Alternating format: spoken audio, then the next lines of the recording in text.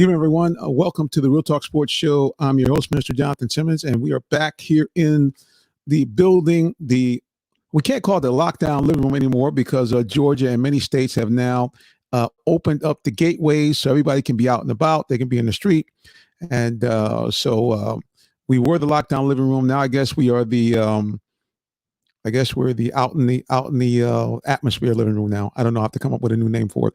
Well, as always, we're going to talk about sports. We're going to talk about it from a different perspective. We try to bring you some updates on what's going on in the world. As many of you know, sports has to some degree taken a back seat to all the things that are going on in our nation. So even though we're going to talk sports tonight, we are going to bring on some gentlemen that are going to talk to us about their sensibilities on what's going on, how we can move forward, because we always want to, we don't want to just repeat and regurgitate the news. We want to go ahead and give you some good news that you guys can take with you and hopefully apply it as you go throughout your day. Well, let's get our first couple of guests on here. This first gentleman I bring up, he was on the show before. He is a great coach here in the Metro Atlanta area, the high school level. Coach John Ford is in the building. What's going on, sir? How you doing, Mr. Simmons? Thanks for having me on, and it sure is good to see you healthy and ready to roll. Likewise. Well, another guy that's also been very impactful here in sports with young people.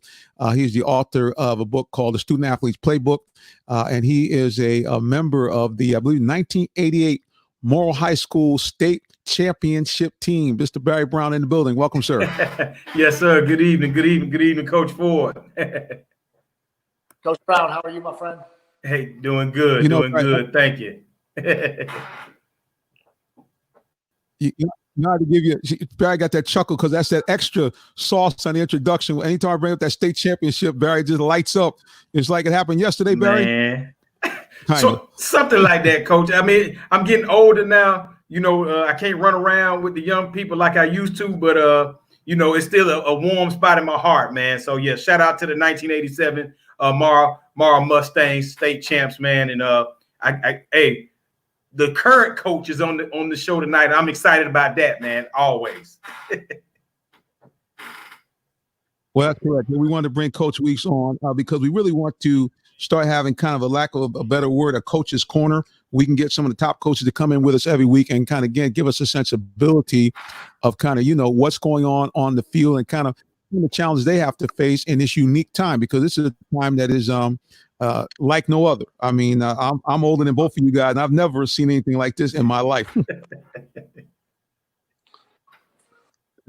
It's been an incredible journey. But again, like you said, because of gentlemen like yourself, I think some great things can go on. Well, Barry, I'm going to go to you first. Tell us a little bit about the Student Athlete Playbook and kind of what got you moving in that direction to write and to instruct young men how to be better both on and off the field. Yes, sir. Well, you've heard the story before, but a lot of people may have not heard the story. And it's simply this. We serve youth, parents, coaches, principals, teachers, anybody that works with youth service providers. And the concept for the Student Athlete Achievement Program and the Student Athlete Playbook came up simply by doing work at a school. We were up at Northern Guilford High School up in Greensboro, North Carolina, doing some work. I work with a program called Hustle University and the Makeaway Education Program. And we were working with them, and we had to do a student athlete presentation to all the captains of their sport teams at this school. And this is like a championship school. They had won like 3 out of the last 4 state championships up there in North Carolina in their classification, and just a powerhouse school. And so after the presentation, they were asking, "Oh, Coach Brown, Mr. Brown, do y'all have any materials for student athletes?" So we had materials for the regular student body, the regular student, just the everyday student that goes in and does the best job that they can do. But we had nothing physically as far as materials wise for the student athletes. So when they said that, us being entrepreneurs, us being youth service providers, on the way back from North Carolina to Atlanta, wrote the outline for the book, went over it with the team that was in the van with us, And 3 months later, the student athlete playbook was born. So that's actually how it came up, actually by serving and working with young people and with administrators and teachers and coaches.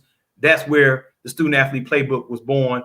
And, we're just here to help as many develop great character, understand the value of an education, understand that they need to forecast and plan for what they want to become in the future, be it a professional athlete, be it a doctor, lawyer, a police officer, whatever it may be that they want to become. Then we help them set those goals and then help them develop the habits that's going to make those goals attainable. So that's what the student athlete playbook is about, and the student athlete achievement program is about. Well, Coach, we hear things like that. And I know you've worked with guys as well. How helpful it is for you as a coach when you have other people that can come alongside with you outside of even parents that can help you in terms of getting your message across to the kids to how to be good citizens? Oh man, it is critical. Coaching is an all-encompassing job, and I'm going to be honest. I wrote down on a little piece of paper right here. I want to order a copy of the student athlete playbook because Yes, sir. Always searching for structures and guardrails. And I guess for me, I'm looking for people that are smarter than me, that have already done the work, already figured things out. If I try to just do my own character education and intangible development in my kids, I know with my blind spots and I know I'm going to screw something up. So to be able to have somebody that can come alongside and help pour into our kids and help pour into our parents, and I'll be honest, pour into our assistant coaches, that's how you change a school, and that's how you change a community. And I heard Trent Dilfer say one time on a podcast that he doesn't believe that football is the most important thing in a school. He went into an interview at Lipscomb Academy up in Tennessee, and he said, I don't believe football is any more important than the tennis team, than the soccer team, than the chess team, than the debate team. He said, but I do believe it's more impactful. That always stuck with me. And he said, just by the sheer volume of people we touch. And so that stuck with me for a long time. And the impact that a football team can have, it's got to be more than wins and losses. It's got to be more than just what's on the scoreboard on Friday night. There has to be some sort of legacy and some sort of invest in the kids so that when they leave your program, I mean, every kid that leaves your program might not be a college football player, but every kid that leaves your program, he's going to be a husband, he's going to be a mother, he's going to be an employee, he's going to be an employer. And societally, it has to start with us. And football coaches, we have such a platform that can impact such a large number of people. And so I'm always looking for those kind of resources that can pour into our kids and hopefully transform a community. Well, Coach, that's some good stuff. And speaking of Coach Barry Brown, you spoke him up here, buddy. He is the current coach of Moore High School, head coach for football, and also I believe for track. Coach Jerome Weeks in the building. Coach, welcome to the show. Thanks for having me, you guys. Always a pleasure. Well, Coach, we were talking to Barry about some of the stuff that he does. And as you heard, we asked Coach Ford how important it is for him to have people come alongside and help him, again, get the message across on how for kids to be good citizens. How about you? What have you found? How important is it for you? And do you have one or two people or groups that you kind of rely on that's, try to help you do your job to make these young men and women young girls and boys turn into young men and women? First of all, we have a very strong FCA program at our school, which was started back when I first got the job at Morrow High School. Mike Roby, Daryl, those guys do a phenomenal job reaching out to our kids beyond just, sports or what have you.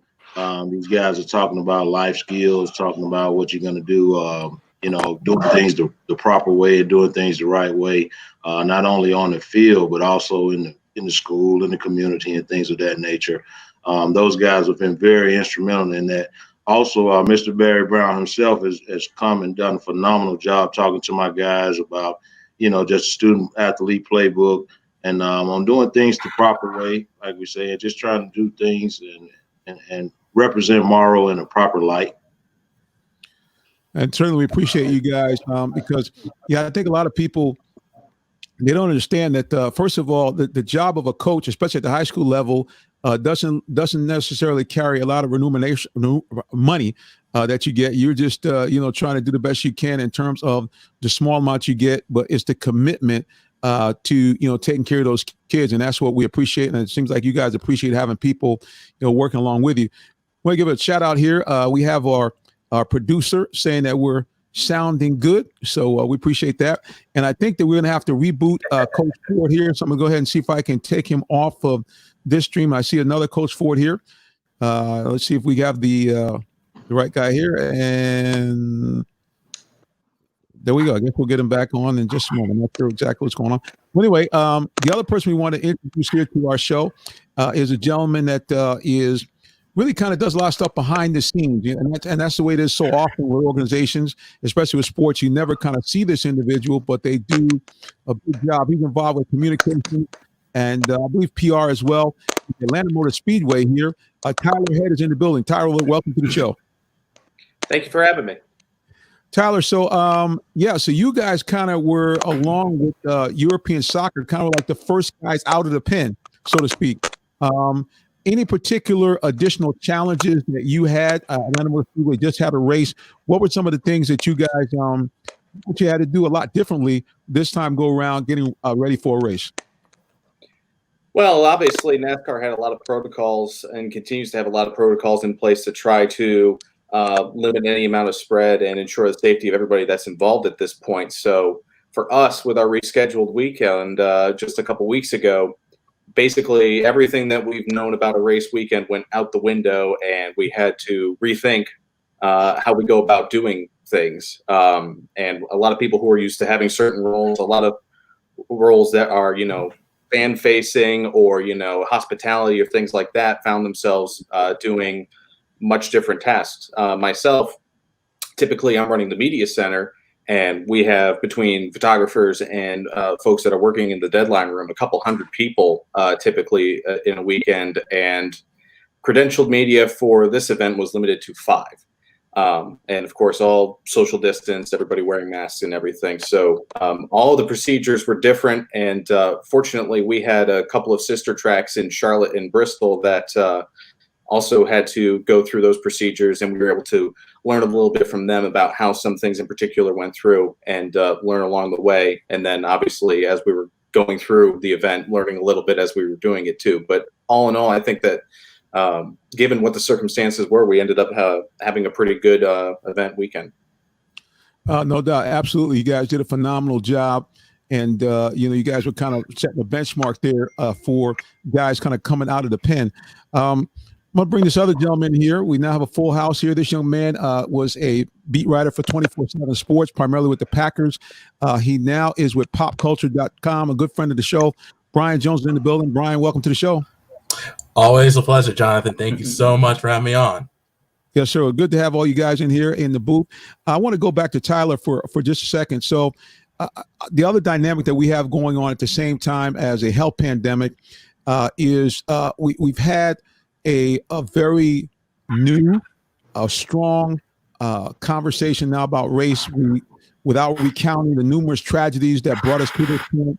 And NASCAR having one African-American driver, Bubba Wallace, it seems like you guys, like many other sports, have kind of moved forward almost kind of ahead of the curve, trying to do things to address the healing of the nation. Kind of talk to us a little bit about what is going on in NASCAR in this regard. Yeah, I mean, I think a lot of it was very organic. When you look at Bubba, as you mentioned, and Ty Dillon sitting down and just deciding, hey, we're going to have a conversation and put it on Instagram Live and just talk through what the issues are from the perspective of Bubba, and what the questions are from the side of Ty Dillon, who obviously doesn't have some of the experience with the challenges that Bubba and so many other people face. And then you look at prominent, champions of the sport like Jimmy Johnson rallying people together to say, hey, let's all speak out and unequivocally say, this is where we stand. We need to recognize that there are a lot of ways that we could and need to be better, and we don't have all the answers, but, we want to listen and actually strive towards that.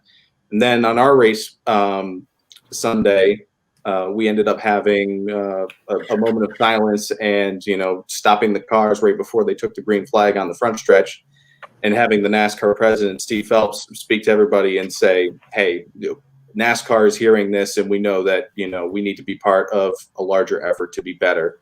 And obviously there's the steps that NASCAR has taken since then, with allowing for protests during the national anthem. Should anybody decide that that's something that they would like to do, exercise any ability to do that. And then the ban on the Confederate flag, which is something that we at our speedway and our sister tracks, we've worked pretty diligently within our infield to try to encourage our fans and really push them in the direction of take down the Confederate flag and raise the American flag, try to make a more inclusive environment. And now NASCAR's decision formalizes that and makes it official across the board. And we certainly support that decision. So it's interesting. That's something certainly news for me. I wasn't aware that AMS was kind of the leader in trying to at least get that whole sensibility started. And, let's face it, from an economic point of view and even from a historical point of view, even if we don't agree with the Confederate flag, we would be naive to think that because NASCAR kind of got its birth in the southeastern part of the United States, that wasn't a huge part of it. I know living right down the road, going to the games, I mean going to the race. I remember the very first time moving here about 18 or 19 years ago from the Northeast, and I wanted to go to a NASCAR race. I was like, oh, okay, there's a lot of Confederate flags. Am I gonna be okay? Of course, once I got to the race, yeah, everybody was fine. And like I tell people, what I had to remember is, because again, I'm the oldest guy in the panel. When I was a young guy, there was a television show on called The Dukes of Hazzard. And the Dukes of Hazzard had a legendary car. And, at the time, you're not thinking about it. Everybody used to, like the Dukes of Hazzard. They loved it. But in fact, the car was named General Lee, and there was a Confederate flag on the car.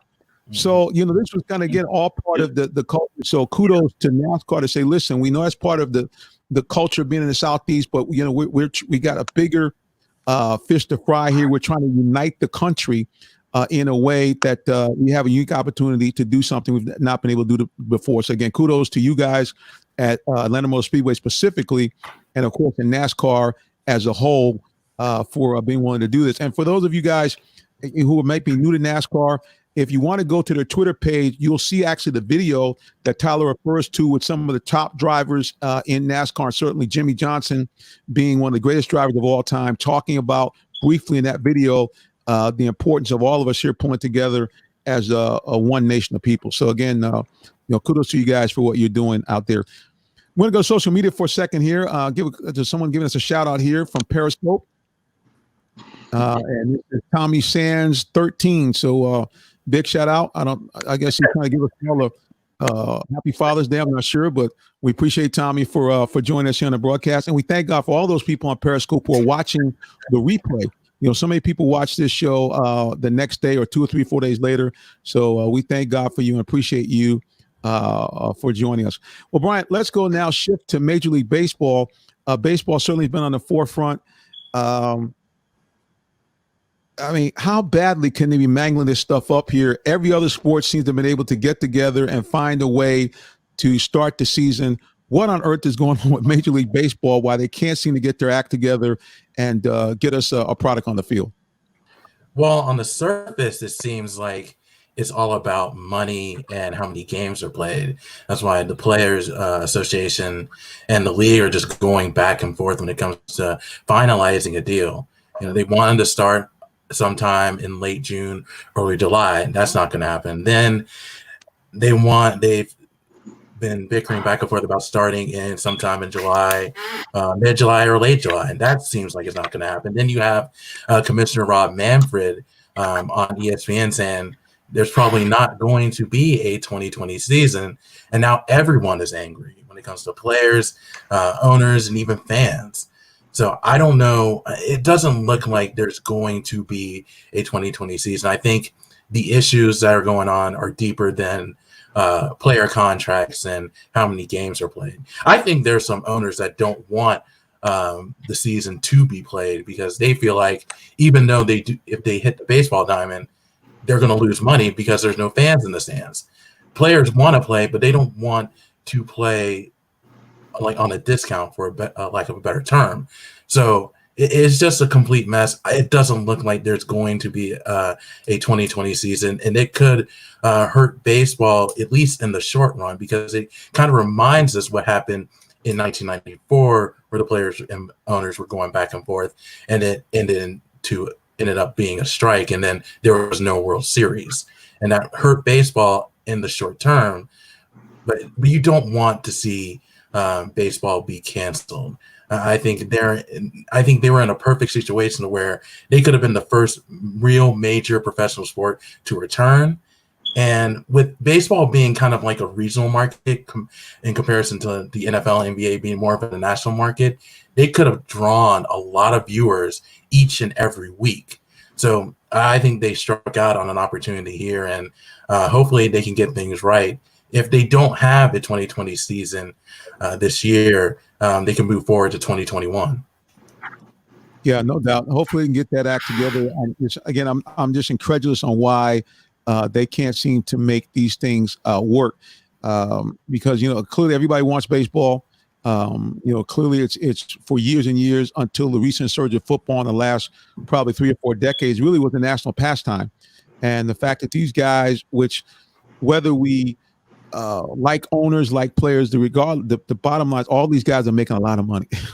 The average baseball player, I think, even if they sit on the bench, makes in millions of dollars for a base salary. So we definitely need to find some way to get them on board. Tyler, I'm gonna go back to you really quickly here. So I've heard some rumblings that the Atlanta Motor Speedway might have another race this season. Can you give us any update on that, to whether that might be true or no?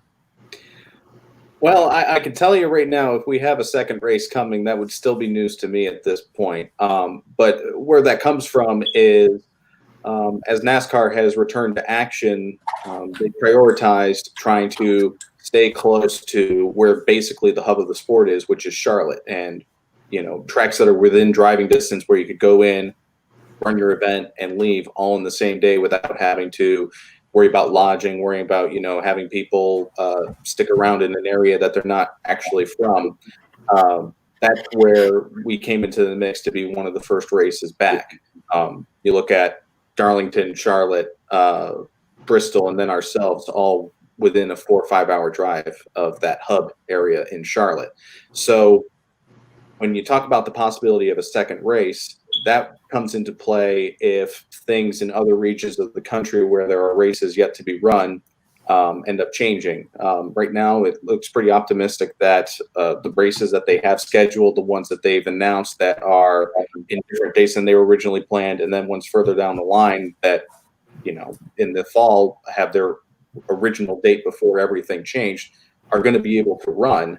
But as we've all seen and experienced in the past few months, everything that you think might be the case can change in the matter of weeks or days or sometimes even hours. So we went through a lot of effort when we had our event weekend to take the right precautions, take the right steps, and demonstrate to NASCAR and the greater public that Atlanta Motor Speedway, if they're hosting a race, they're going to do it properly and do it with all the proper considerations in mind.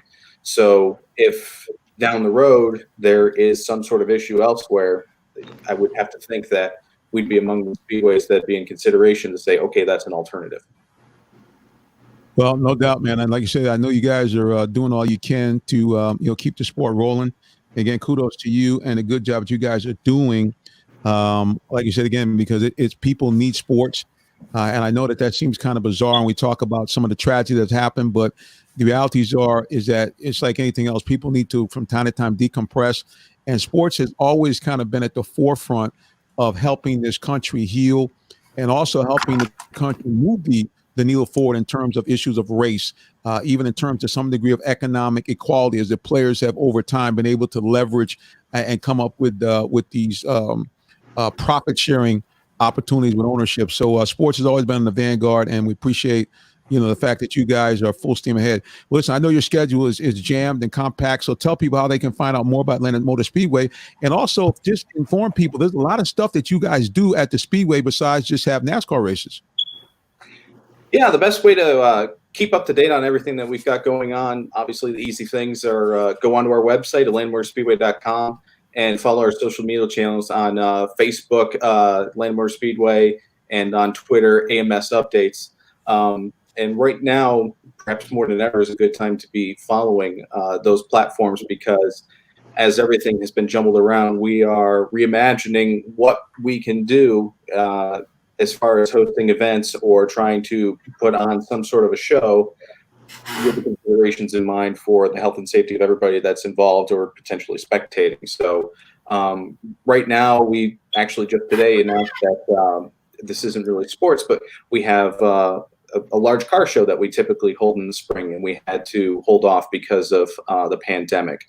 We just announced that we're planning to have that in October, assuming that all things are able to, allow that to happen. And we'll be watching that closely and working with local officials to make sure it's done properly. But during the summer, we're looking for other events that we can provide for the community and like you said, sports fans to, have a little bit of an escape from all of the perils and the things that make us stay up at night in the real world, so to speak. So something as simple as this Friday, we have a Drive the Track event going on where folks can show up, they stay in their cars, you get your tickets mobilely, so you don't come into contact with anybody, you just get scanned. And you can go out and climb the 24-degree banking of this historic speedway and do a few laps around it behind the pace cars. That's the sort of thing that presents itself as, hey, we have the space, that's the way that we can do it contactless and give people a little bit of something to do. And that's something that we're going to be trying to do throughout the summer and throughout the fall, is come up with ways that we can provide some entertainment and a little bit of an escape for people under the current circumstances. That's good stuff, man. Do you have social media and website where people can, again, find out more information about Atlanta Motor Speedway? Yep, AtlantaMotorspeedway.com, and we're Atlanta Motor Speedway on Facebook. And if you go to Twitter, AMS Updates. Tyler Head in the building, representing Atlanta Motor Speedway and NASCAR, doing a great job. And we look forward to getting back in there, because the sad thing is we actually had our credentials set to go for the race. I had camera people. I was like, okay, we're going to make our big NASCAR coverage. And then womp, womp, womp.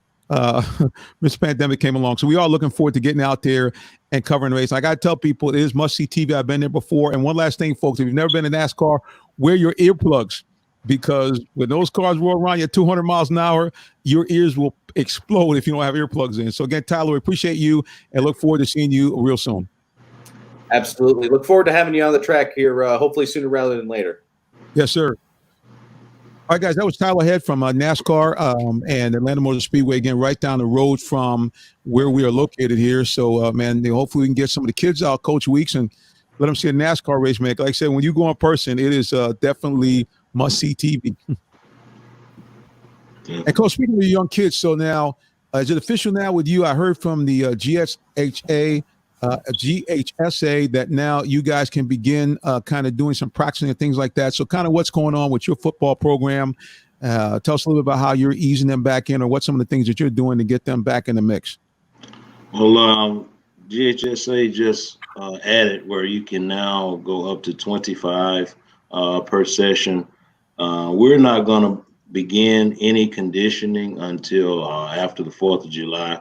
We're just trying to make sure that everyone's, abreast of what's going on. We can talk to everybody, make sure that, safety is our number one precaution, our number one priority.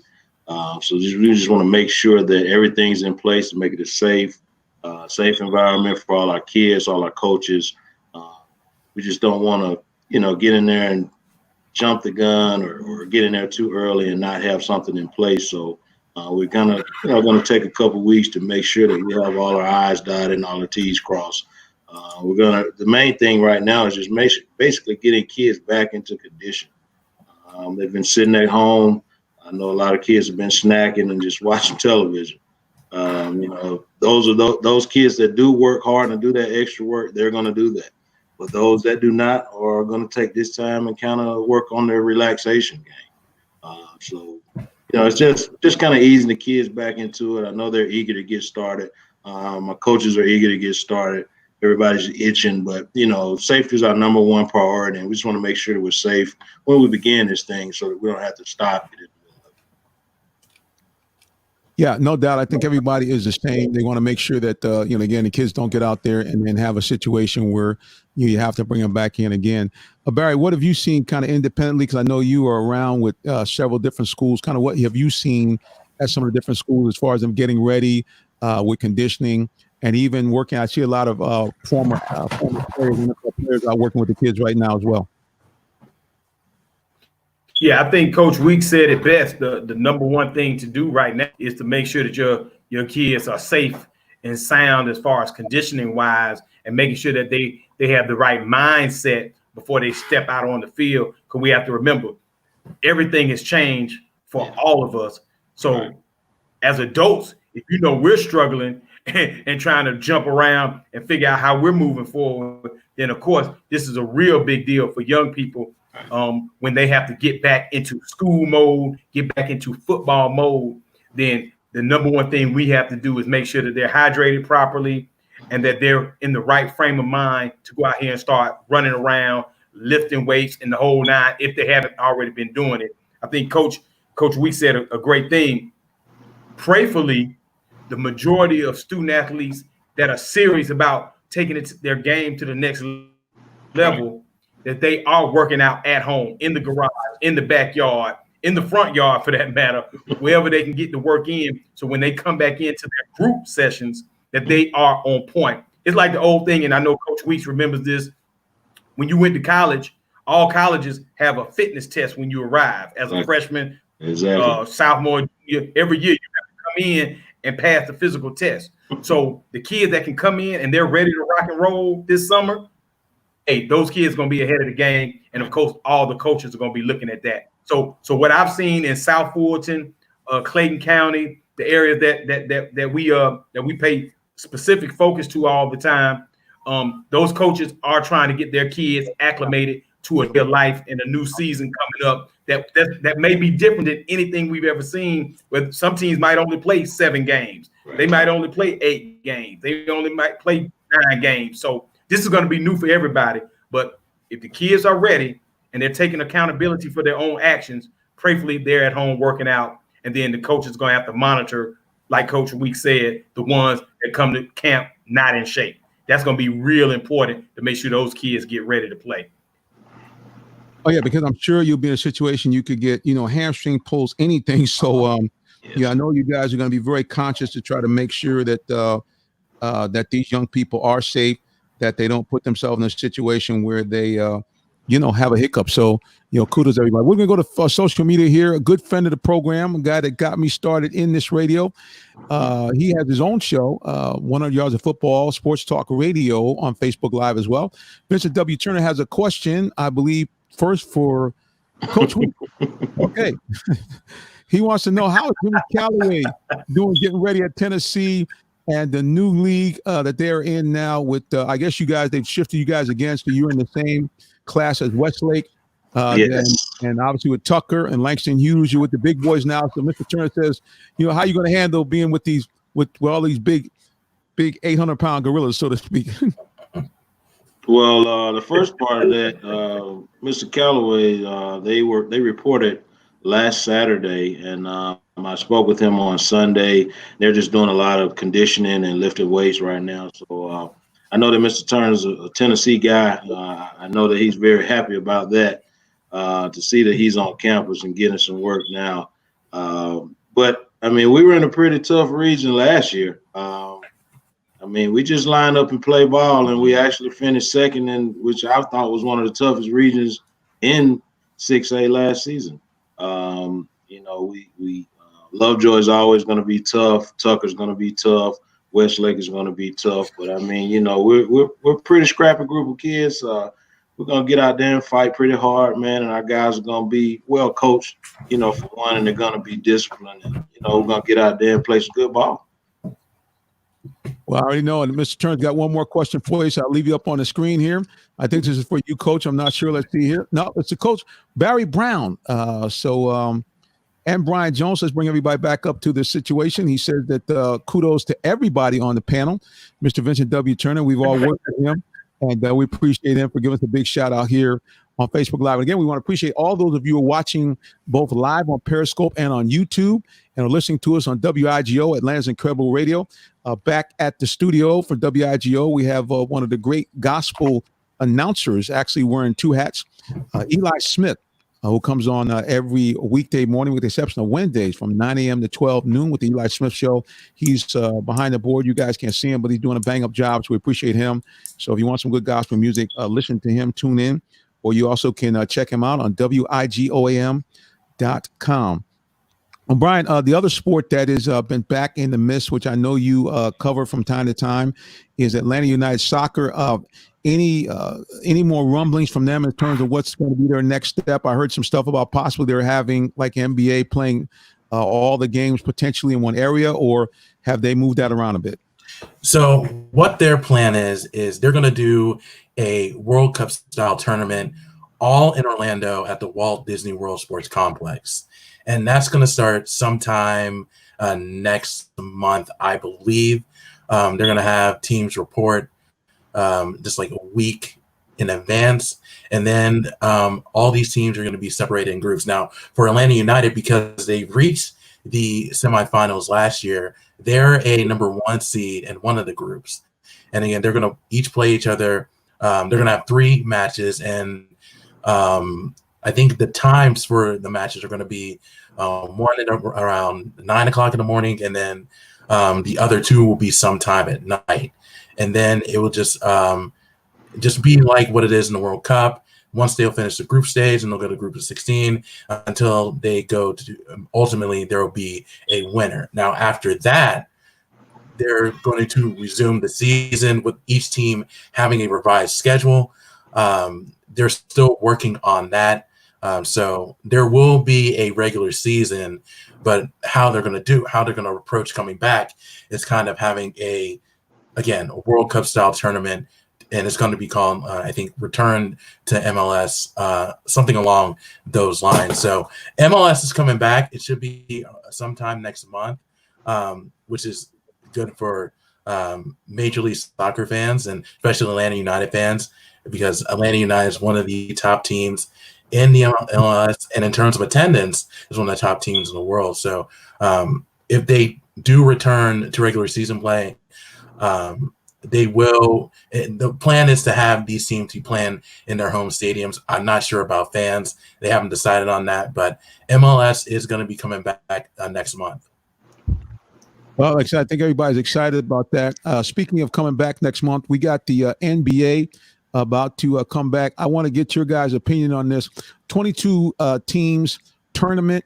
Coach Brown, I'll go to you first. What do you think the idea about having this 22 game tournament and the pushback that several players are getting, led by Kyrie Irving and some others, talking about, hey man, with all this going on with police brutality and racism, we shouldn't be thinking about basketball.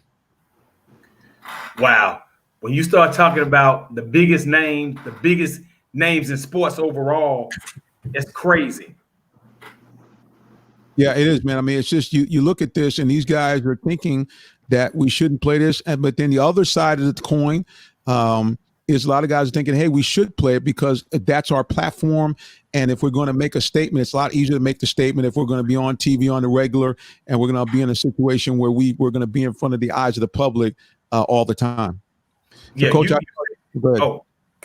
Well, you said it earlier when you talked about, well, I think Brian and Tyler, when you start talking about the money and the economics of this thing, then they're going to figure out a way to play it. I mean, that's it. When you start talking about the contracts, the big TV money, I think they played like 70 games or close to 70 games, most of the teams. So they're trying to finish out that TV contract money, and then they can get to the real deal. And hey, at the end of the day, somebody wants to be champion this year.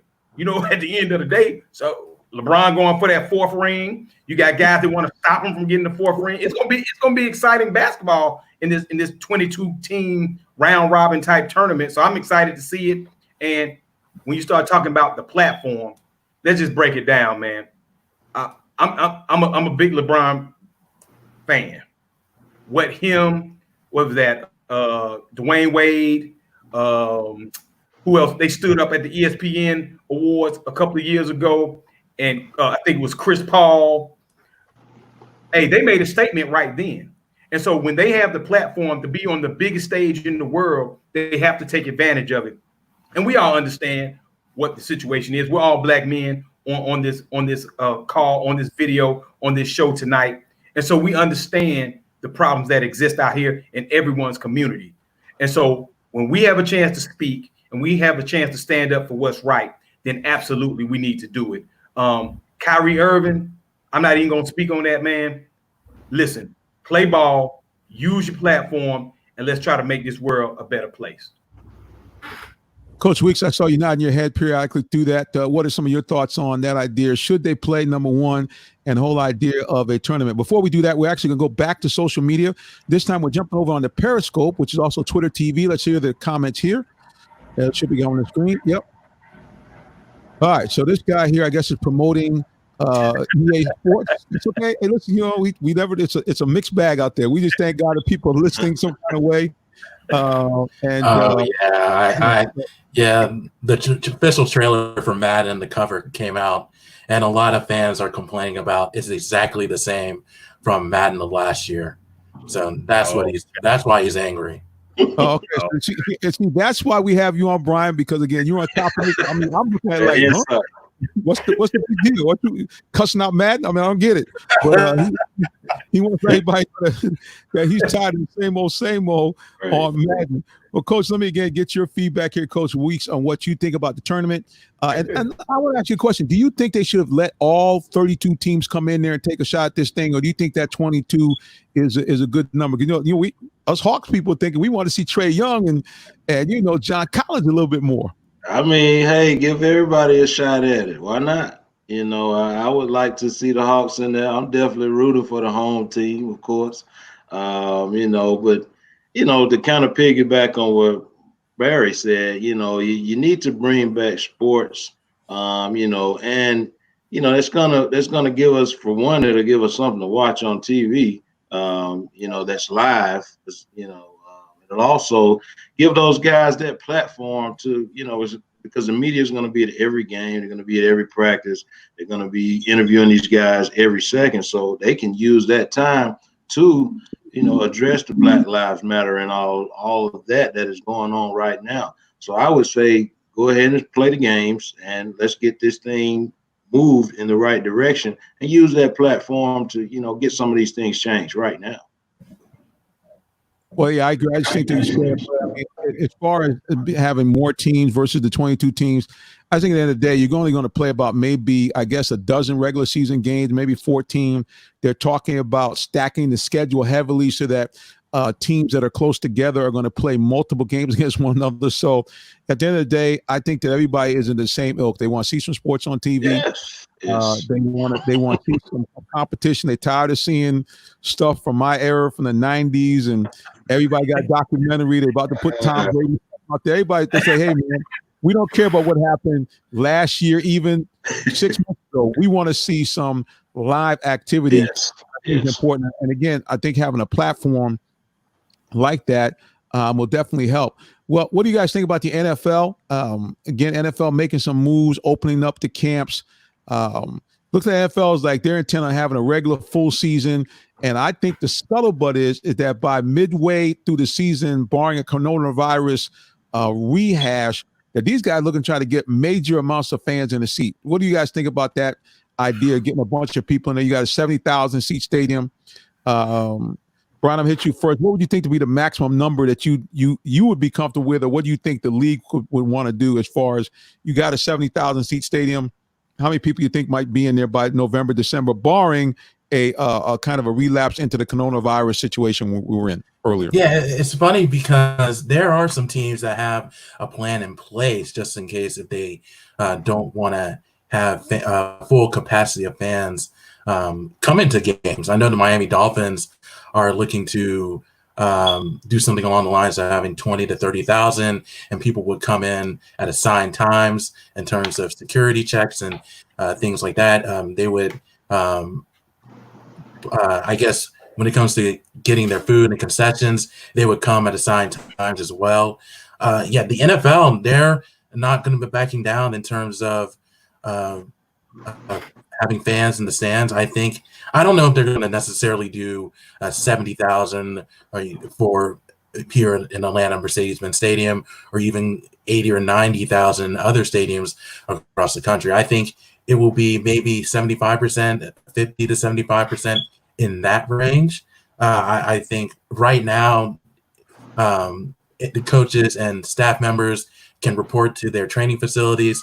Players will report sometime in July once training camp begins. And this is a time normally where teams take a break before they head to training camp. And there's a possibility that it can shorten the preseason so you don't have teams traveling as much as they should. And that's also one of the reasons why teams can't have joint practices this summer, because again, limiting travel due to the pandemic. So if barring anything drastic happening in the fall, I do think the season starts on time. I do think the NFL is going to attempt to have fans in the stands, but at a full capacity, I don't see that happening. I think at most it'll be 75% full.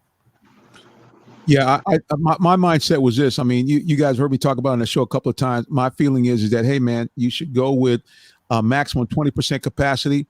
And the rumors are, I've talked to some guys that are a little bit higher up the press food chain than me, but the rumor is that that the stadium has already began putting up shields and so forth in preparation for getting fans in there and having social distancing. I would not be surprised that right off the rip from game one, that again, that if you have a 75,000 seat stadium, that you probably end up getting about maybe 12 to 15,000 people in there, and let people be able to have enough space, be able to cheer, you have to wear your mask. But I do think that they're going to limit it to that just to kind of make sure. Now, as time goes on, there's no doubt as they move towards the playoffs, that you're going to see them try to jam as many people in as they can, because, playoff time is money. And so I would not be surprised if you see them doing that. Well, let's talk a little bit about our Atlanta Falcons.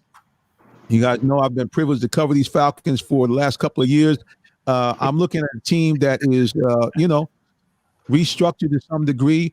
My big question is, though, I look at some of the moves and I just say to myself, okay, I look at, for example, the big move was to not try to re-sign Mr. Vic Beasley because of his lack of consistent production here as a Falcon. And they said, we instead are going to sign Dante Fowler, who many people thought when he first came out that he should have been the guy. Now, I did a little homework, and it does appear, unfortunately, if you look at the total number of sacks for both men over a 5-year period, Mr. Beasley has 29 and a half, and Mr. Fowler has about 27. So I'd had something up before that had them side by side. Are we just switching, one for another? Because, Dante Fowler is a Dan Quinn guy. I get it. He played at the University of Florida, that great Florida defense that Quinn kind of, used that to jumpstart his career in the NFL. But I'm like, hey, man, I mean, is that the key move? And of course, a young man out of Auburn who comes on, he sounded to me a lot like a guy that came out of UCLA a few years ago. Everybody loved him because he's talking smack at the draft, but we've not seen anything from Takk McKinley in terms of doing what we thought. So I'm just wondering how good this defense really is going to be, especially since now the NFC South is once again the division of quarterbacks. You got to face Drew Brees twice. I don't care if he's older now. You got to face TB12. I don't care if Tom Brady old now. He still can sling it. And then, of course, we have to look at a revitalized Teddy Bridgewater in Carolina. And even in New Orleans, they can bring, a running quarterback off the bench, a multi-threat. So, I mean, Coach Weeks, you still in the coaching business. How realistic are we thinking the Falcons might do some work in the 2020 season? We're gonna do what we do, man, with the Falcons. We're gonna get us excited and then let us down, probably. Okay, you going that direction. I love the Falcons to death, but man, good God to me, man. I'm excited to see Todd Gurley run the ball, man. That's what I'm excited about. We lost. Right. I mean, we lost our best statistically cornerback. So I hope Mr. Terrell plays a lot better than that championship game. Wow. Yeah, because I mean, and listen, this he's a hometown guy, so I'm pulling for him. I hope he does what he needs to do. But again, it looks like they're just trading pieces. Yeah. To me, Brian, I don't know what you think about that, but even when I look at the moves of Todd Gurley, if I go back about 6 or 7 years ago, there was another St. Louis Ram that was coming off a couple of seasons where he was the dominant back. But it did appear that he was kind of sliding off a little bit. But we said, no, we need a big back. Just 2 years ago, he had rushed for 1,300 yards. We brought in Steven Jackson. How'd that work out? All right. What do you think? Do you think are they just rehashing an old tune, or you think this team has maybe done enough moves up to this point to make a serious run back in the playoffs?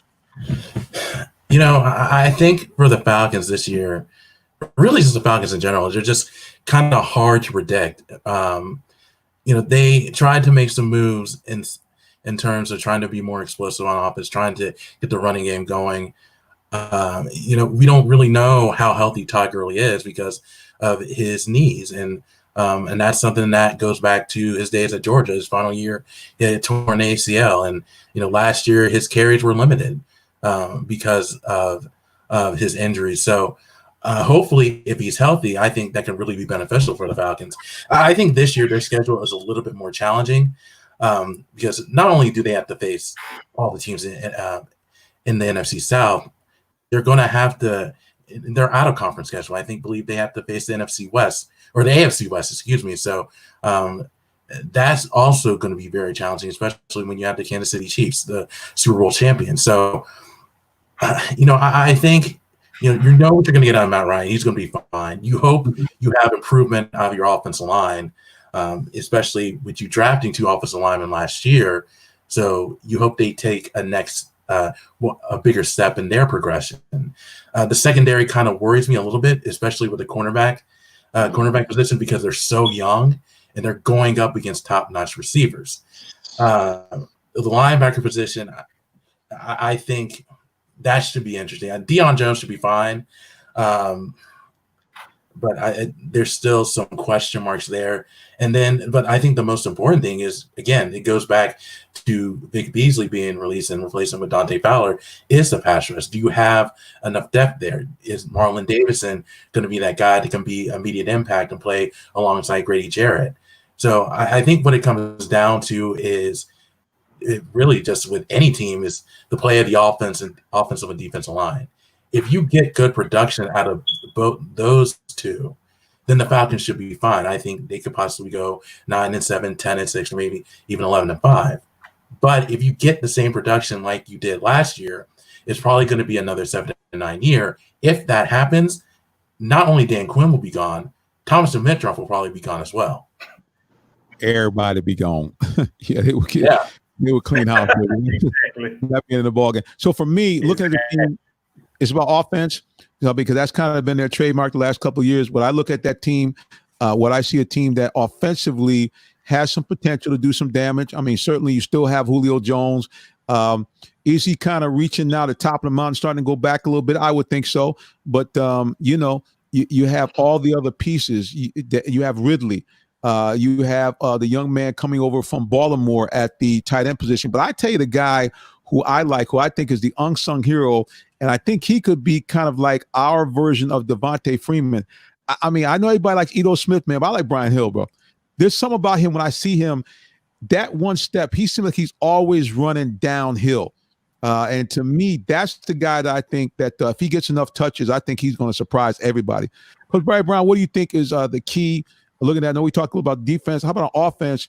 I'm going to ask this to everybody, this question, okay? Because this seems to keep going around, and it's been since when did Matt Ryan come to town? 2008, and this question keeps rolling around and around every year. Okay, so I'm asking each one of you guys: do you think that Matt Ryan is a top-tier NFL quarterback? Yes or no? And I want the reasons why. Yes or no.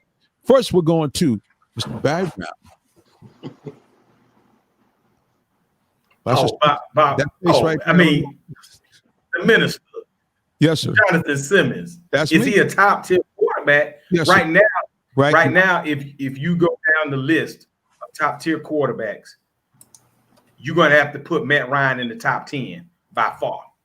I got him probably around number 7 as far as in the quarterbacks, as far as top. And here's why: first, fastest quarterback to 40,000 yards in a career. That's number 1. MVP. That's number 2. Then you're talking about in franchise history, he's the best quarterback we've ever had. Now I know we got a lot of Michael Vick holder owners that they would not let Michael Vick go. But the bottom line is Matt Ryan is the best quarterback we've ever had in Atlanta Falcons history. So those 3 things alone, and I know a lot of people don't like hearing this, regardless of if we win a Super Bowl, because I honestly believe we've missed our window. So good luck this year. Hopefully we have a 2016 type year, his second year with Carter again, our offensive coordinator. So hopefully he breaks through again like he normally does with the second year with the offensive coordinator. But hey man, Matt Ryan will go to the Hall of Fame. He'll be another Dan Fouts, another, Dan Marino type that doesn't win a Super Bowl but could, very well go to the Hall of Fame where I think he's headed. So that's why Matt Ryan is a top tier quarterback. I got him probably the seventh best quarterback in the league right now. Coach Weeks, what do you think? Matt Ryan, top tier quarterback, yay or nay, and why? Yes, I would agree. Statistically, he is one of the top quarterbacks in the NFL. And now with this added pressure of Tom Brady moving into the NFC South, I think he's going to step his game up even more. And because this conference does arguably have the best quarterbacks in the NFL. It may be a little bit up in age and not the younger groups, but Matt Ryan does a phenomenal job for the Falcons. He's definitely a leader. He gets the ball to Julio when we need it. Gets it, disperses it. He's definitely one of the top tier quarterbacks in the league, hands down. By far. All right, Brian Jones, your opinion, Matt Ryan, top tier quarterback, yay or nay, and why, sir? Yeah, absolutely. I think if you look at the landscape of his career, he's been really consistent, and he's had some good years on top of that. If you look at what he did in 2016, obviously his MVP season, he led the Falcons to an historic year offensively. They're considered one of the best offenses in NFL history in terms of how many points they scored. And he had a similar year in 2018, but because the team went 7-9, it's kind of overlooked. He's always going to fall into the not necessarily the top 5, but in that 6 to 10 range when it comes to top 10 quarterbacks, and that's where he should be. And I think people are critical of him because he's not flashy like Tom Brady. He doesn't have the type of success like Tom Brady. He doesn't have the arm and the scrambling ability like Aaron Rodgers. He doesn't have the ability like Drew Brees. So he kind of gets overlooked in terms of other quarterbacks in the league. But one of the things I got to do in 2008 is for the year is really much follow Matt Ryan. I was working with Score Atlanta, which is a sports marketing company, a sports newspaper at the time. And I just follow his every game he played during that season. In the first game he played, which was against the Detroit Lions, his very first pass was a touchdown to Michael Jenkins. And when I saw that, I was like, okay, I think this team has something special with Matt Ryan. And it turned out the team went 11-5, and Matt Ryan won Offensive Rookie of the Year. And from there, he's been able to build on his success. And again, it just goes back to him not being as flashy as some of the top quarterbacks in the league, which is why he's kind of overlooked. But he's thrown for over 50,000 yards. He's thrown for over 300 touchdowns. He's put together a Hall of Fame type career. But because he doesn't, and for a couple reasons, but specifically, he doesn't have that Super Bowl. I'll pause you right here for just 1 second. Hang on. We are at the end of the broadcast for the people listening on the radio on WIGO. We want to say God bless you. Thank you for joining us, and tune back again with us real soon. Everybody here on social media, stay right here. because we're going to continue to do and extend our broadcast as we do each and every week. But to everybody at WIGO, many, many thanks to Kevin Buchanan, our station manager, Eli Smith, who is our producer. Again, check him out every day, Monday through Friday, with the exception of Wednesdays, for the Eli Smith Show. Great gospel and inspirational music. And for those of you who might wonder, WIGO is a 100% African-American owned Black station. So if you want to contribute, spend your advertising dollars, and support the Black community, you can do it all in one shot with WIGO. You can give me a call for more information, 678-410-9833. All right, to everybody, WIGO 1570, Atlanta's Incredible Radio. God bless you and good night. All right, guys, let's continue on here. Brian, you were talking about, yes, Matt Ryan's stats are impressive. Before we do that, though, we are going to spin around to social media. Big shout out from a good friend of mine, known her for many years out of the Washington, D.C. area. Probably a Redskin fan, but I'm not going to talk about that right now. Donna Jones in the building on Facebook. Thank you so much. And then, of course, Mr. Vincent W. Turner is going to want to talk some college football in a second, and we'll pop him back up. As you can see, he's chomping at the bit to get to Mr. Brown to talk about the SEC, the ACC. So we're going to do that. All right, continue on. Brian, you were talking about the fact that Matt Ryan's stats speak for themselves, over 50,000 yards, and on a Hall of Fame paced career, and the fact that you saw him early on, right from the beginning. Yeah, and I was just saying that he's thrown for over 50,000 yards and 300 touchdowns, and he has the MVP, Rookie of the Year, Offensive Player of the Year. So he has all the credentials to be in the Hall of Fame. And I think once his career is all said and done, if he doesn't win a Super Bowl, I think Hall of Famers are going to look at the fact that he wasn't able to win that big game. Now, granted, he played well in the Super Bowl. There was just some other reasons that the team didn't win. But I think he probably won't get in as a first ballot, but he will get in to the Hall of Fame. So Matt Ryan is definitely a top-tier quarterback in the league. He's not necessarily a top 5 guy, but he's definitely one of the 10 best quarterbacks in the NFL. Oh, yes. I mean, normally, sports talk radio, everybody likes to kind of have contrary opinions. But in this case, I think it might be unanimous that, Matt Ryan is a guy who's a very – I think now he's an underrated quarterback. You have some guys that talk about you have some guys that talk about the fact that he's had a lot of weapons, and you have other guys who, in the case of DeAndre Hopkins, he said the opposite. He said, "Look here, man. If I was with Matt Ryan my whole career," he said, my numbers would eclipse Julio's numbers. He said, "I'd have ridiculous numbers," because he's aware that Matt Ryan is a guy that has shown year in and year out consistently multiple offensive coordinators, multiple offensive schemes, that he will thrive. And every time he's put in a scheme where his skill sets have been used to the maximum, he puts up big time numbers. In 2012, they decided that Matt ran a better offense with a hurry up. The Falcons used that a lot during the season, and they were just terribly effective. That's how he got his nickname Matty Ice, because he was able to get those 2-minute drills going. Shanahan, in the second year, once he got a feel for that system, the stretch handoff and things like that, all of a sudden you see Matt Ryan, even from time to time, running the ball. So it's a sensibility of this guy. Once he kind of gets into the groove, it is really a sight to see, and we hope that we'll see a replay here this year. All right, Mr. Turner chomping at the bit, so we're going to talk a little college football here, shifting the gears. Here's the question. He's asking all of us, who's the best conference in college football? Here we go. He wants to tell us. He doesn't want to answer the question that the best conference is the SEC. And he's asking the question, when Georgia Tech will beat Georgia in football, will it happen anytime in the next 5 years? Taking a lot of shots here.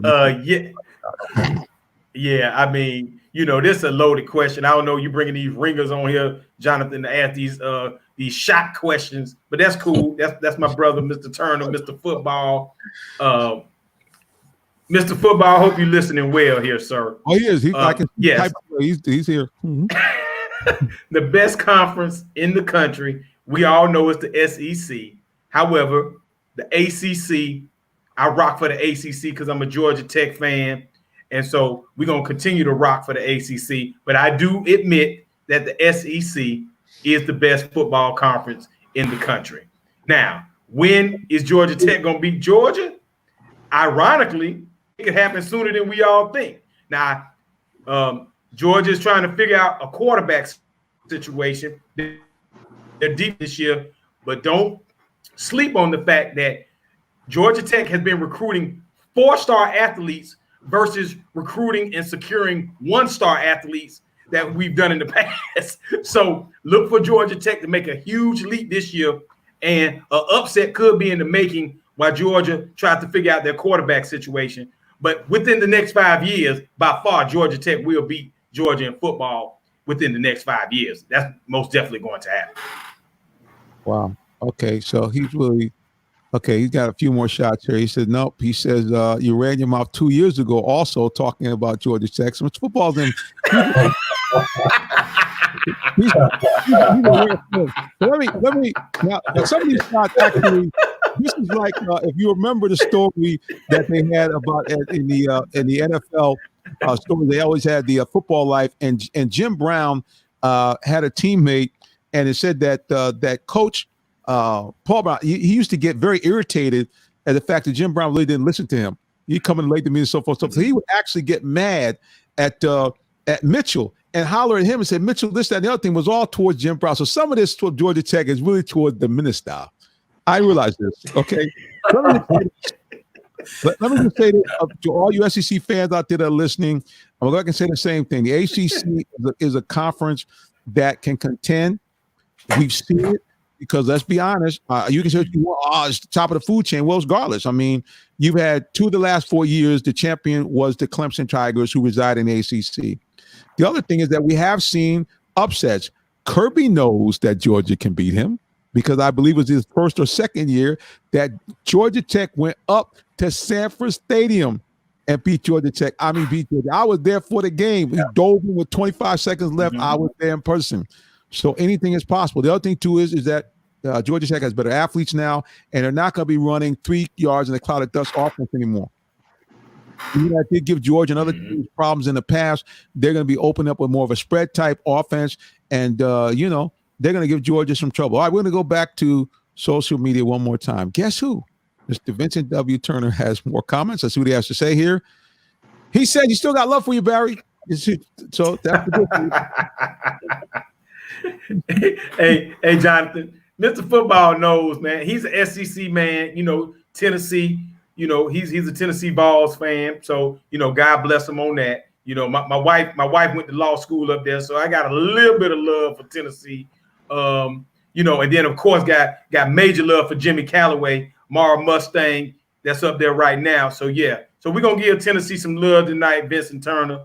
But hey, don't start talking too much, because last time I checked, Tennessee about in the same spot that Georgia Tech is in. So we're gonna leave it right there, and we move forward. Here we go. Now, LSU 42, Clemson 25. Here's the bottom line.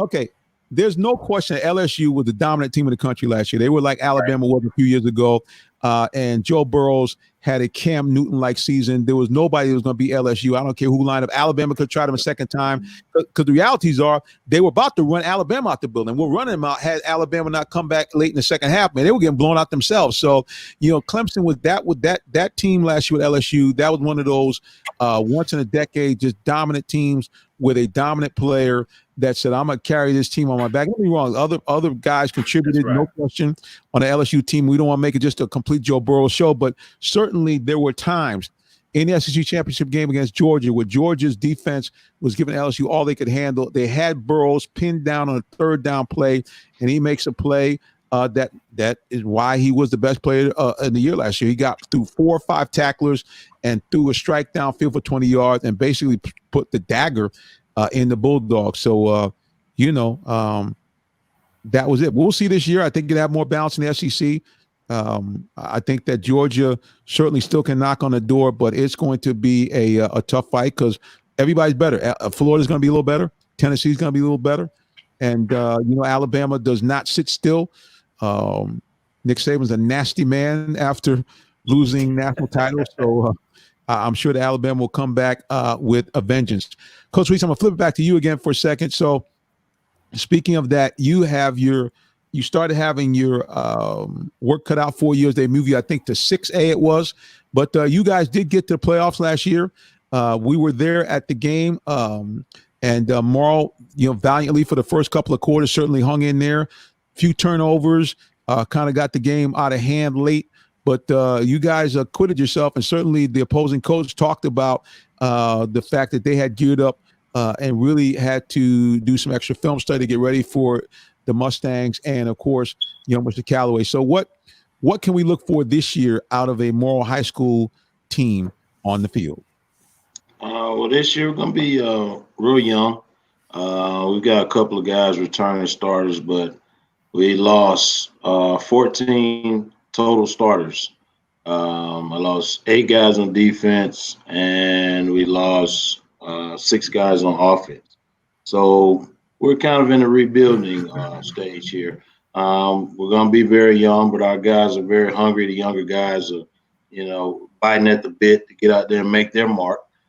So should you say, but everything comes around. You're not going to be good forever. You're not going to be bad forever. So we really embrace the challenge of just rebuilding our team, going into another conference.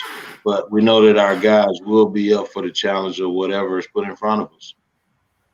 Well, Coach, we are excited about being involved again this year. We talked to Kevin May, who is the athletic director for the county athletics, and we told him that we are really going to look to try to assist the county, whether they have fans in the stands or not. We're going to try to partner up and do some live stream of the broadcast. We did some of that last year, but we looked to get the cameras closer to the field and really get work with some of the internet partners to try to really give people an in-game type experience. So certainly, guys, anybody wants to be a part of that, we're looking for sponsors. Last year, we were able to give out, I think, probably just over $1,000 over the course of the season. We were sponsored by Allen Vigil Ford. Mr. Vigil was kind enough to let us present a $50 check to each team, win or lose, at the end of each game. We did it the whole season. Going back to social media here, of course, Mr. Football has to take one more shot and talk about Go Vols. He's actually doing that to represent my other partner, Miles Tyson, who will be joining us hopefully in the next couple of weeks back. And we also want to go over to Periscope. A good supporter of this show, Miss Cammie from South Carolina, gives everybody a shout out here. We appreciate her. She always is so kind to join us on Periscope, shares the broadcast to some of her followers. So thank you, Cammie, for joining us here, and we appreciate you very, very much. Brian, for you coming up in the next month, what do you think is going to be the next big sports story? You have your crystal ball. What's it telling you?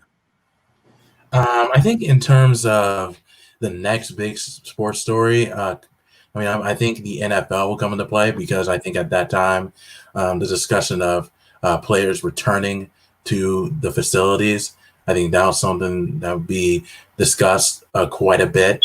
I think NBA will also be talked about a lot, because they're going to be approaching what could be the start of their season. So there's going to be a lot of talk about that.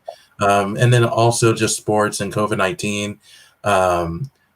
There possibly could be a second wave. We're not sure what's going on with that. And then I think college football will also come into play as well, because what you're seeing is players returning to school and starting their workouts, and you have schools reporting positive tests of COVID-19. So I think all of those are going to come into play. It's going to be interesting to see what happens in these next 4 weeks when it comes to teams and players returning to facilities, possibly returning to start their season. So I think all of those factors are something that we have to look at in terms of getting to the 4th of July, past the 4th of July, and heading into August. So you're thinking that the COVID-19 is still going to be a big headline going forward. Before we get to Coach Brown, we're going to go ahead and just go around one more time here on to social media. Cammie has taken, I think, a little shot back at Mr. Football. She said, the Vols, who are they? Oh, snap. We got a little pushback on social media about those Vols. Mr. Turner, Coach Weeks actually has gone off the air, but I'll tell him he's talking about the powerful Westlake team with guys like Jimmy Inman and R.J. Johnson. Look, Westlake has traditionally been a powerhouse here in Atlanta. We know that. So they're going to be a handful for any team that tries to play them with all the people that they have. So it just is what it is. But to Coach Weeks' credit, last year, they were able to get back to the playoffs, which was a huge challenge considering you moved up 2 classes. So kudos to him and all the guys from Clayton County that, had to battle now against, they're playing 3 or 4 games against former state champions, throughout the season. So it was a big challenge here for Clayton County, but I think they're going to be up to it again. Going back to social media down to Periscope, big shout out again to Ms. Cammie. We do appreciate you and thank you. I know it's always beautiful when you have some folks that are willing to support you and support what you do. So again, we thank God for everybody. Coach Weeks gives his sign off. He said he has to go. And so we appreciate us having him on the show and join us. And speaking of, we got to go. We are at the end of our bonus time. We always do an extra 15 minutes after show here on social media. So we appreciate everybody that stayed with us and hung with us. And we're going to go for some final remarks here, starting with Coach Barry Brown. Well, again, Jonathan, as always, thank you for having us on the show. I believe that you have a tremendous platform here, man, and you're doing a lot of work. You have definitely some loyal listeners and viewers. So we thank you all. And hey, man, every time we get a chance to talk to the youth, talk to parents, to assist these coaches in the monumental job that they're doing, working with these student athletes, we are here to help, man. We are the Student Athlete Achievement Program. Our nonprofit organization is called Youth Education and Sports.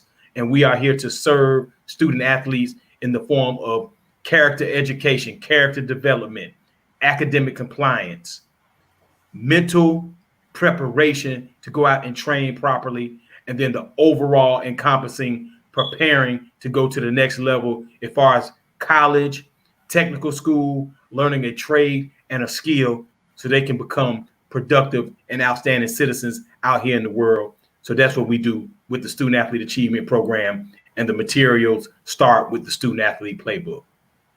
Well, Coach, we definitely appreciate you. And how can people find out more about you, social media and website, please?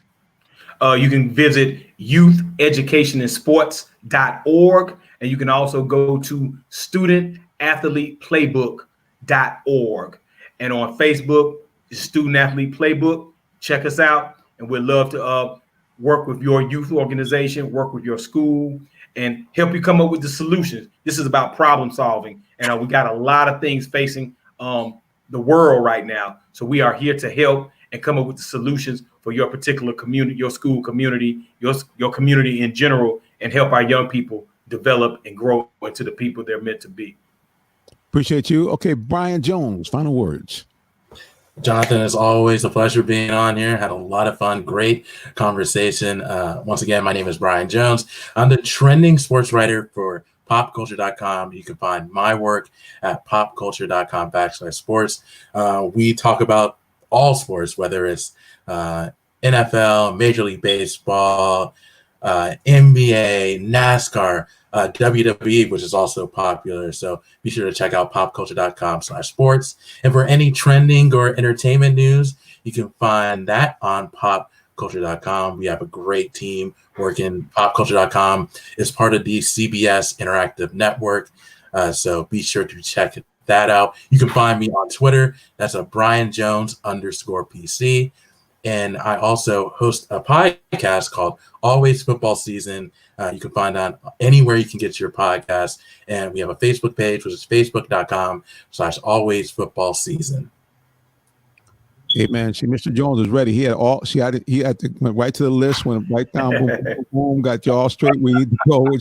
I appreciate that. We gotta get one more salvo in for Mr. Turner here. He had to take one more shot before he goes home. Oh, he's taking a shot back at Miss Cammie on Periscope. Said, who is the greatest defensive tackle in NFL? Red, white. But by the way, he went to Tennessee.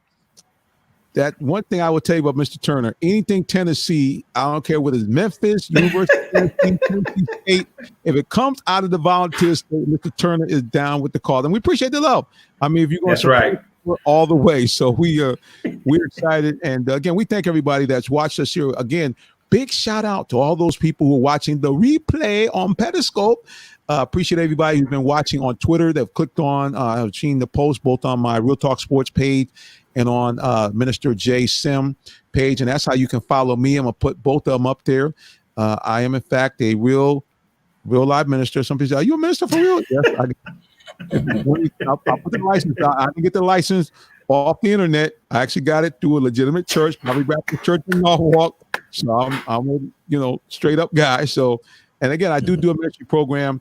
And before I get off there, guys, I always like to encourage you in the Lord. So here again, if you want to follow me personally, Minister J. Stem, and if you want to follow the show and all the stuff we got going on at Real Talk Sports 7 on every platform, Facebook, Instagram. We're on Twitter. And believe it or not, Real Talk Sports 7 is actually even on Snapchat and TikTok. I will tell you, you ain't seen nobody wilding out, so don't go there looking for something. You're not doing. The only thing you're going to see challenge from me is before I mess around and hurt my hernias, I did the push-up challenge. You'll see me doing those, but I'm not doing no dance challenge. I'm not flipping out. None of that kind of stuff, guys. We keep it very, very simple and very basic. But I do want to encourage everybody, if you do not, in fact, know the Lord, we're going to give again a couple of quick shout-outs here. There's Cammie saying happy to be there. And we appreciate her again for all of her support of the program. But I tell you guys, every week when I sign up on this broadcast, I ask you the same thing. Do you, in fact, ma'am or sir, a young person, old person, know Jesus Christ as your personal Savior? And a lot of people say, well, I don't. I'm asking you, why not? Because he loved you. He loved you more than your mom, more than your auntie, more than grandma and them, more than your bae or your boo. He loves you because he made you, number one. And number two, he died for you. So that simply by coming to him, repenting of your sins, and believing that he died for you and was raised from the dead, voila, you actually become a born-again believer, but more importantly, you become a citizen of heaven. And last but not least, you become a child of God. So you actually can say the one who made the universe is your papa. That's a beautiful thing. And the other thing is, that's the way you get into the happy place, heaven. Everyone wants to go there, right? The place is streets paved with gold, no crimes, no racism, no protest, none of that. You ain't got to worry about no pandemic, no coronavirus. You ain't got to worry about, being old and decrepit. All that stuff is gone. And plus, the other last thing is to keep you out of the other place. We all want to go up and not down.